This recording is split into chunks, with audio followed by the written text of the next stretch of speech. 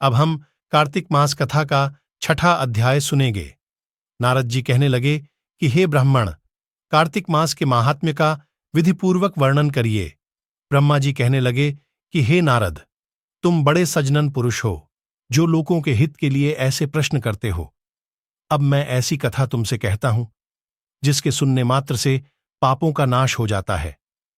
हे नारद, सूत जी इसी नैमिषारण्य तीर्थ में शौनक ऋषियों से कहते हैं कि हे ऋषियों, साधुओं का संसर्ग अति पवित्र होता है और संसार के पापों के भय को दूर कर देता है, ज्ञानियों को मोक्ष देता है, कामना वालों की कामना पूरी करता है। श्री गंगा जी पापों को नष्ट कर देती हैं, चंद्रमा ताप को दूर कर देता है, कल्प वृक्ष दीनता को नष्ट कर देता है, परंतु साधु समागम पाप, ताप और दीनता तीनों को नष्ट कर देता है। इसका आधा क्षण भी मोक्ष का देने वाला हो जाता है। इतना वार्ता सुनकर आर्षि कहने लगे कि हे सूत जी, आप कृपा करके कार्तिक महात्म्य इतिहास तथा प्रसंग सहित सुनाइए। तब सूत जी कहने लगे कि हे ऋषियों, एक समय भगवान कृष्ण कमल जैसे नेत्रों वाली श्री सत्यभामा जी कहने लगी कि मैं धन्य हूं और मेरे माता पिता भी धन्य हैं, जिनके मेरे जैसी कन्या उत्पन्न हुई, जिसके पति आप भगवान हुए। आप 16,108 रानियों में सबसे अधिक मुझसे प्रेम करते हैं।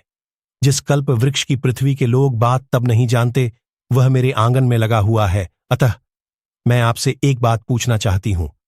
आशा है मेरे हित के लिए आप वह बात अवश्य बताने की कृपा करेंगे। इतनी बात सुनकर श्री कृष्ण जी सत्यभामा हाथ पकड़ कर कल्प वृक्ष के नीचे ले गए और कहने लगे कि हे सत्यभामे, सब रानियों में तुम मुझको सबसे अधिक प्रिय हो।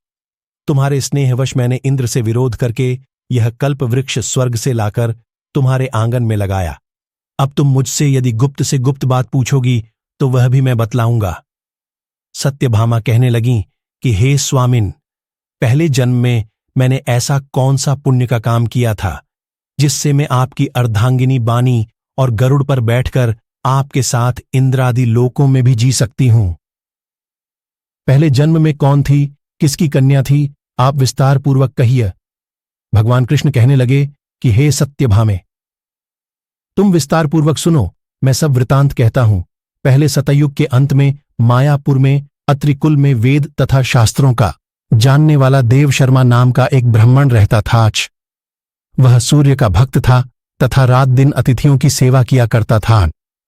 उसके कोई पुत्र नहीं था, परंतु बड़ी आयु में उसके एक कन्या उत्पन्न हुई जिसका नाम गुणवती था।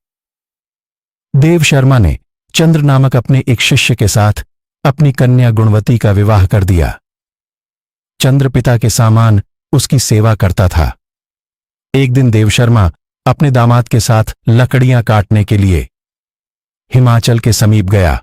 वन में इधर उधर फिरते हुए उन्होंने एक महाभयंकर राक्षस देखा। उसको देख वे दोनों भागने में असमर्थ हो गए और दोनों उसके हाथों मारे गए। परंतु उस क्षेत्र के प्रभाव और अपने कर्मों के कारण हमारे दूतों द्वारा विमान में बैठकर हमारे लोक को प्राप्त हो गए। उन दोनों का मरण सुनकर गुणवती बड़ा रुदन करने लगी और पुकारने लगी कि हे पिता, हे पति, तुम्हारे बिना मेरा निर्वाह कैसे होगा? मैं किस प्रकार जीवित रह सकूंगी? तुम मुझे छोड़कर कहां चले गए? मेरे अन्न तथा भोजन का प्रबंध कैसे होगा? मेरे लिए अब कोई ठिकाना न रहा। इस प्रकार विलाप करती हुई यह वृक्ष की तरह मूर्छा खाकर भूमि पर गिर गई। अरु जब कुछ चेतना आई तो उसने घर का सामान बेचकर उन दोनों की अंत्येष्टि क्रिया की और मेरी भक्ति में सदा तत्पर रहने लगी। इस प्रकार कार्तिक मास आ गया और वह कार्तिक के व्रत करने लगी तथा एकदशी का व्रत भी करने लगी। एक समय वह ज्वर से पीड़ित हो गई। वह दुर्बल शरीर वाली गुणवती गंगा स्नान को गई। अतएव गंगा जी में प्रवेश करते ही शीत के मारे उसकी देह कांपने लगी और वह शिथिल होकर वहीं पर गिर पड़ी। उसी समय हमारे दूत सुंदर विमान में बिठाकर उसको हमारे धाम में ले आए। यह कार्तिक के व्रत का ही प्रभाव था। फिर द्वापर में ब्रह्मादि देवताओं की प्रार्थना पर पृथ्वी का भार उतारने के लिए हमने कृष्ण अवतार लिया। तो उस समय हमारे ही सब देवगण यादव वन और तुम्हारे पिता देवा शर्मा शत्रजीत हुआ, चंद्र शर्मा अक्रर हुए, तुम गुणवती सत्यभामा हुई। कार्तिक के व्रत प्रभाव से तुम हमारी प्यारी हुई। तुमने आजन्म तुलसी के वृक्ष का पालन किया। इसी से तुम्हारे आंगन में कल्प वृक्ष है। कार्तिक में तुमने दीपदान किया, इसी से तुम्हारे घर में लक्ष्मी स्थित है। जो कार्तिक मास में तुमने व्रतादि किया, उसी से तुम हमारी अर्धांगिनी हुई। जो कोई कार्तिक मास में व्रतादि करता है, वह हमको तुम्हारे समान ही प्रिय होता है। इस प्रकार से कार्तिक महात्म्य छाह समाप्त होता है। यदि आपको हमारे द्वारा दी गई जानकारी अच्छी लगी हो तो वीडियो को लाइक और चैनल को सब्सक्राइब करिए। धन्यवाद।